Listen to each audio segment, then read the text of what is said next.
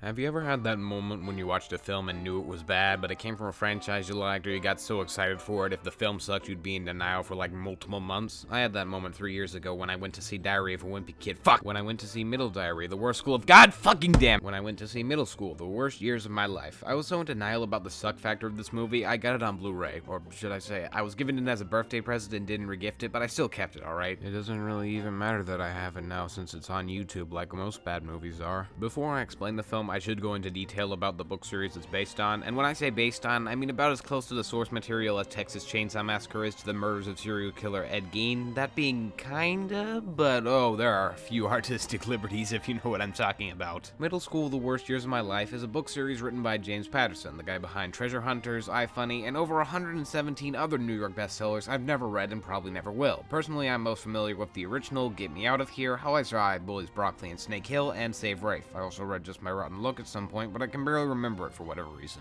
As you can tell by the number of books I listed off, it has gone down a little bit in artistic value, but you know, that's to be expected with most series, like a certain other one that got very popular and is still running today with over 13 fucking books. But I digress. We all had that one graphic novel series growing up. I first had Big Nade, then I transitioned to this, but for all I know, you kids nowadays read some weird Wimpy Kid girl edition with more dabbing than humanly necessary. For someone in Gen Z, I'm very unaware of what the trends are nowadays. Are dabbing still popular? The book itself was about Rafe Cacciatore, a normal kid going into a normal middle school with the added factor of having tons of rules that would make his life miserable when he gets the idea to make a game out of breaking every single one in the handbook to make his life much more fun. While doing this, he juggles dealing with his bratty sister, Chef Mom, and her manipulative boyfriend, with the only help in the world being in the form of his friend Leo and his crush Jeannie Galetta. The book had several heartfelt moments that brought it back down to earth in between bursts of comedy and really got me to feel for the characters and their struggle, and I remember the vice principal, Miss Stricker, being one of my favorite antagonists as a kid.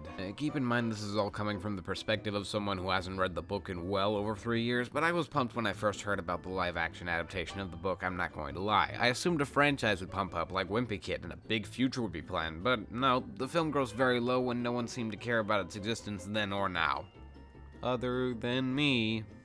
Yay. I had to beg and beg my mom to take me since it was a school night, but I didn't want to miss it because I knew my friends at school would want to talk about it for sure. I got to the theater, sat down, and the only other person besides my brother and I was some overweight guy in the corner who looked out of place being there. I have some reason to believe he was indulging in illegal acts under cover of darkness during a children's film, but I have no proof. I made it through the film, and surprisingly the next week at school, not a single soul had gone to watch the movie. Apparently I was the only one who wanted to see it, and I began to feel like the idiot I truly was. For whatever reason, I decided to tell people I liked the film, despite my clear dislike for not only the straying from source material, but general lack of quality in certain areas. I had the film on my shelf for the longest time because I was afraid of reopening old wounds, and just like I expected, when I opened the disc case and popped it into my Xbox, it was as bad as I remembered it. That would usually be the point where I say I have no idea what my old self was thinking liking this film, but I know exactly why. He got post-traumatic stress disorder from watching his favorite book series be botched, and that he just couldn't admit it. This wasn't a guilty pleasure situation for me like Detective Pikachu, where I can acknowledge that it has a lot of flaws, but I can still find it fun and somewhat charming in the end. This film was just bad, and I was in denial of it because I liked the book so much. But I suppose now more than ever is my best chance to give the younger me the voice he needed to say his true feelings on the adaptation, especially when it's below average, and the writer of the film seems to have at most read a plot summary before writing the script. So let's jump into it. The story is about Rafe being expelled from every other school in the country, and this being his last chance. He has a strict principal played by Andrew Daly, who, after Rafe is caught drawing during an assembly, something he probably shouldn't have been doing in the first place, Principal Dwight somewhat justifiably destroys Rafe's notebook in a bucket of acid he just happened to have lying around. The rest of the film is based around Rafe trying to break every rule in the school's rulebook before an upcoming test while dealing with his family, his mom's boyfriend, a crush, and a bully. The last part is kind of exaggerated as a real issue, but I'll get to that later. The only friend he has with him is Leo, the best friend type character helping Rafe out. The books were mostly grounded in reality, and though sometimes the film tries to go for that same approach, it's immediately devalued by the elaborate pranks Rafe tries to pull. He takes a night and is somehow able to put sticky notes over the entire fucking school in huge patterns without even getting caught. Then, again in a single night, he's able to rig a sprinkler system to shoot paint out rather than water, which he later triggers, something I'm pretty sure is illegal no matter what the circumstance. If an actual fire had broken out, everyone would have colorfully burned to death. Depending on the paint, it could even help fuel the fire. It seems a little bit dumb to me, don't you think? I can't even understand what rule he's breaking with this. It just seems like he's breaking the law. Rafe did do something illegal in the book when he vandalized the school wall, but he didn't put others in danger. The book clearly set up Rafe's no-hurt rule, meaning he couldn't make others suffer thanks to his rule breaking. But I forget, that important rule to keep Rafe from seeming like an insensitive jackass wasn't mentioned in the film because...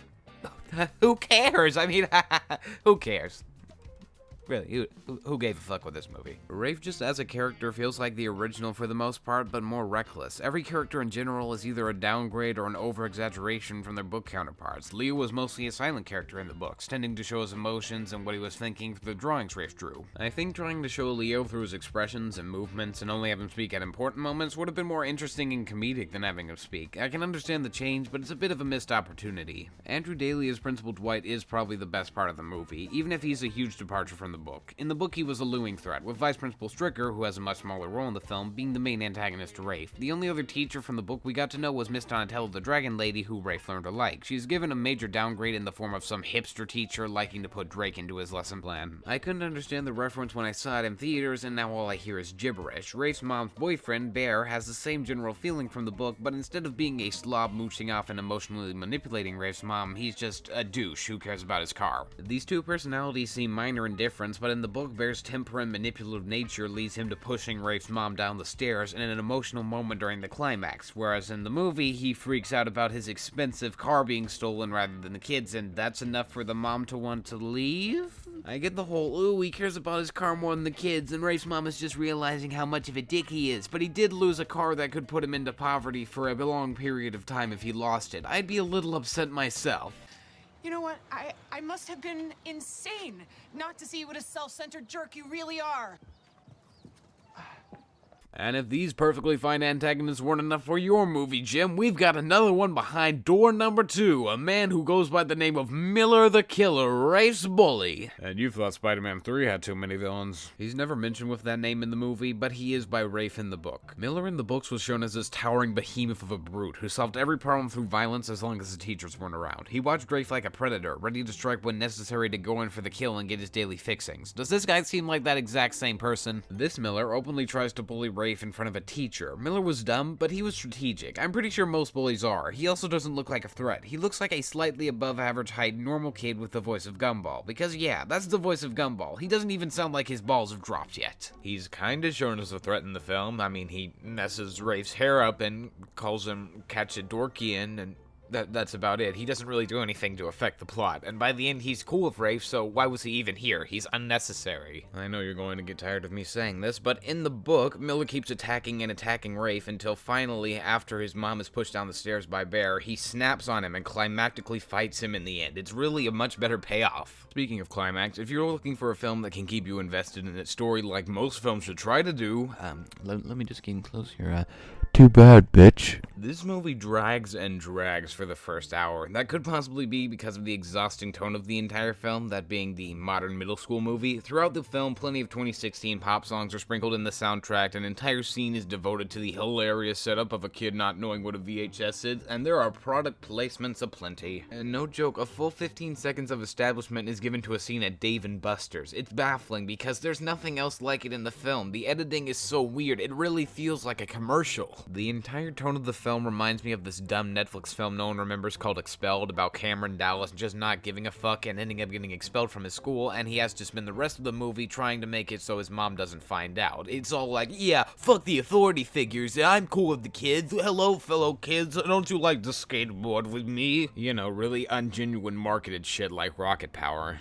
I also noticed a major lack of stakes. A constant timer is put on screen for when the big test of the Blar is gonna happen, but it isn't like after the Blar, Rafe can't keep pulling off rule breaks. The book established Rafe had a point system in which every week he'd have to get a specific number of points or he'd lose one of his 3 lives. He could also lose by breaking the no-hurt rule. This gives not only a sense of urgency for Rafe to break more rules or fail his challenge, but also stakes because he could get caught and expelled from the school, which he doesn't want to happen. Without this aspect that was crucial to the first book, Rafe is simply breaking rules for the revenge since Dwight destroyed his book. Kinda spiteful in the end. Half the time I'm not even sure what rules he's breaking other than the law of breaking and entering private property. How is he even able able to leave and go into the school without getting caught. There has to be a security system, right? Back to the rule breaking, what does filling a room with play balls have to do with any rule in the handbook? What does putting a live eel into an aquarium have to do with anything in the handbook? Is he just doing this for fun? Kind of a dick move, Rafe. I mean, where are you even getting all this money from? I know it's shown that he gets the credit card number of Bear, but how does Bear not notice all of these transactions? It must be costing him a fucking fortune, especially for a fucking live eel. Where did he even get that? On the black market? Did he go into dark web? Something else that drags the film to a screeching halt is weirdly the animated segments. Remember when I said this was based on a graphic novel? Well, it has several illustrations throughout resembling what you'd expect a middle schooler to draw in their notebooks. The movie kind of retains the style from the books, but while the book was more mazy and amateur, the film has much cleaner line work and detailed characters. It's not a deal breaker or anything. All things considered, for its incredibly low budget, the animation is fluid and looks appealing, but the scribbly lines and less than professional art gave those books charm. Rafe also used drawing to tell visual gags about what he wished his life was like or how he saw things in the world. Bear, for instance, was drawn as a talking bear throughout the book until the end after he pushes Rafe's mom, bringing Rafe back down to reality for us to see him for the first time as an actual human. The film just kinda transitions into animated segments at random points. Rafe is simply showing a food chain with one segment that doesn't progress the story or seem like a good use of the budget. The only scene with animation I can say embodies the book is during the chase scene when Rafe and Pedro from Napoleon Dynamite are getting chased by Dwight because he imagines it being more action-packed than what actually happened. The scene itself isn't really that climactic, so it probably would have been over in like 20 seconds without the animated segment, so yeah, it's padding, but I enjoyed it a lot more since it had something to do with the plot rather than just being one-off. Instead of having random scenes of one-off stuff happening, why not use the budget to make Bear a completely animated figure until the end of the film, when Rafe's mom decides to break up with Bear and have that be the point where we see what he actually looks like. I came up with these ideas off the top of my head. Maybe if Steve Carr had read the books, he could have gotten some better ideas. I'm honestly ashamed this guy was so bad at adapting the books. I honestly expected more from the guy who made...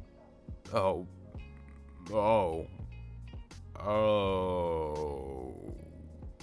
Maybe this was an improvement. So that was Middle School, a bad adaptation that opened 8th at the box office that not many people liked and slowly but surely ended up fading from existence, and it was never said to ever have any sequels ever. Okay, bye.